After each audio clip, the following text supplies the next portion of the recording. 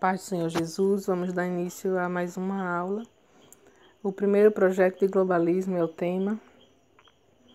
Texto áudio, por isso se chamou o seu nome Babel, porquanto ali confundiu o Senhor a língua de toda a terra, e dali os espalhou o Senhor sobre a face de toda a terra. O globalismo afronta os propósitos de Deus quanto ao povoamento e ao governo da terra, é a verdade prática. Pai Santo e amado, eu te peço que o Senhor possa abençoar os teus filhos e as tuas filhas que vão fazer esta aula, essa lição, Senhor. Abre a mente deles, como Jesus abriu a mente dos discípulos para compreenderem melhor as Escrituras.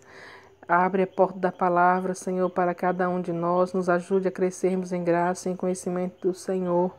Em nome de Jesus, para a honra e glória do teu nome e do teu reino, Pai Santo e amado.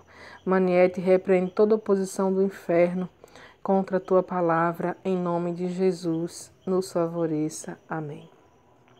Leitura bíblica em classe, Gênesis 11, do 1º ao 9º, que diz assim: E era toda a terra de uma mesma língua e de uma mesma fala, e aconteceu que, partindo eles do Oriente, acharam um vale na terra de Siná e habitaram ali. E disseram uns aos outros: Eia, façamos tijolos e queimemo-los bem. E foi-lhes o tijolo por pedra e o betume por cal. E disseram: Eia, edifiquemos nós uma cidade e uma torre cujo cume toque nos céus, e façamo-nos um nome, para que não sejamos espalhados sobre a face de toda a terra. Então desceu o Senhor para ver a cidade e a torre que os filhos dos homens edificavam. E o Senhor disse: Eis que o povo é um e todos têm uma mesma língua, e isto é o que começaram a fazer. E agora não haverá restrição para tudo o que eles intentarem fazer. Eia, desçamos e confundamos ali a sua língua, para que não entenda um a língua do outro. Assim o Senhor os espalhou dali sobre a face de toda a terra, e cessaram de edificar a cidade. Por isso se chamou o seu nome Babel, porquanto ali confundiu o Senhor a língua de toda a terra, e dali os espalhou o Senhor sobre a face de toda a terra. Introdução. Hoje estudaremos a primeira iniciativa de se globalizar a terra. Essa apostasia teve lugar em Sinear, na Mesopotâmia. Ali homens ímpios e dissolutos incitaram a descendência de Noé a aglomerar-se num só lugar, sob um único governante. Foi assim que nasceu o globalismo, uma doutrina contrária ao propósito divino quanto à povoação e ao governo da terra. Em seguida, veremos como se deu a intervenção do Senhor naquele projeto insano. Num único ato, Deus confundiu a língua dos filhos de Noé e os espalhou pelos mais remotos continentes e ilhas. Finalmente, constataremos como o Senhor deu início à linhagem piedosa de Israel, chamando o patriarca Abraão a viver pela fé. Que Deus nos ajude a compreender mais esta lição extraída de sua maravilhosa e insondável palavra. Seja-lhe tributada toda a glória. Amém. Tópico 1º, a segunda civilização humana. Neste tópico, veremos que após o dilúvio, o Senhor firmou uma nova aliança com Noé, e assim o patriarca deu início à segunda civilização humana. Todavia, o seu filho mais novo, rebelando-se, inaugurou outro período de decadência e menosprezo em relação aos mandamentos divinos. Subtópico 1º, a apostasia de Cã e de Canaã. O episódio da vinha de Noé acabou por revelar a irreverência de Cã, o seu filho caçula, e a maldade de seu neto Canaã. Tinha início ali uma apostasia que, se não fosse a interferência divina, comprometeria a ordem de povoar a terra. Assim como a cultura caimita induzira os filhos de Sete ao pecado, o modo de vida de Cã e de seu filho Canaã pôs-se a influenciar a descendência de Sem e de Jafé ao pecado e à iniquidade. Subtópico 2º, o enfraquecimento da doutrina de Noé. Com a multiplicação de seus filhos,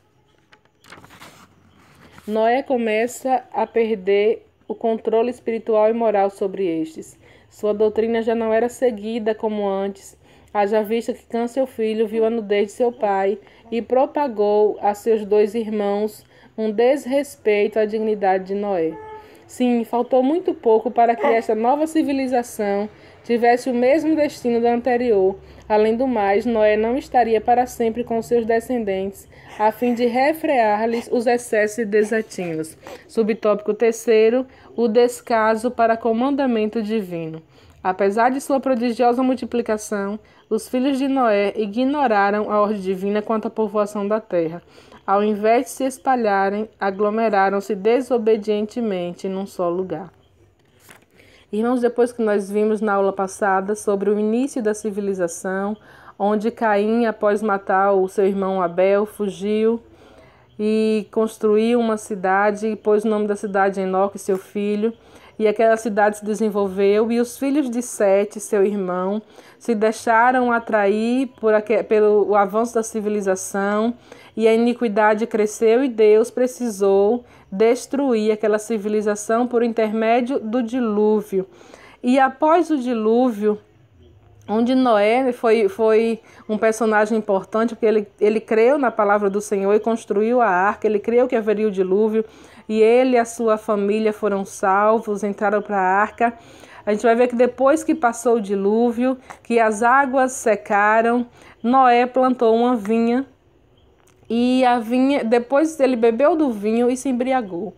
E ali o seu filho mais novo, Cã, viu a nudez do seu pai, e isso já era um pecado. O filho não poderia ver a nudez do pai. E ele não somente viu, como foi desdenhada a nudez aos seus irmãos Jafé e Sem.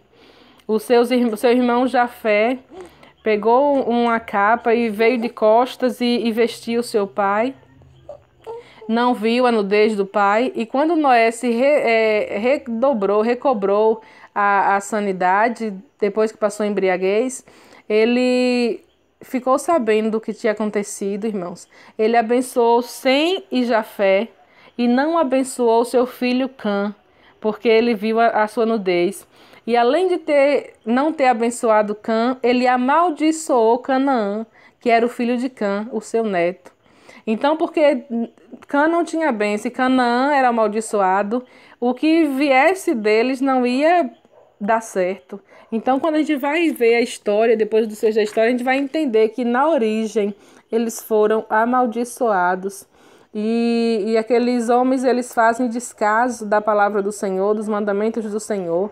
E se não fosse a interferência de Deus, mais uma vez teria que destruir as pessoas, como fez no dilúvio, destruir toda a geração novamente, como ele fez no dilúvio, mas o Senhor desceu e interferiu. Nós vamos entender melhor através do projeto de globalismo da Torre de Babel, né, que significa confusão. Babel significa confusão, como a gente já leu na leitura bíblica em classe. Vamos entender ao longo desta lição o que foi a Torre de Babel e por que o Senhor interferiu e como ele interferiu para que o povo da geração de Noé não fossem destruídos, né, como a geração adâmica. Vamos entender a partir do tópico 2 e do 3, em nome de Jesus.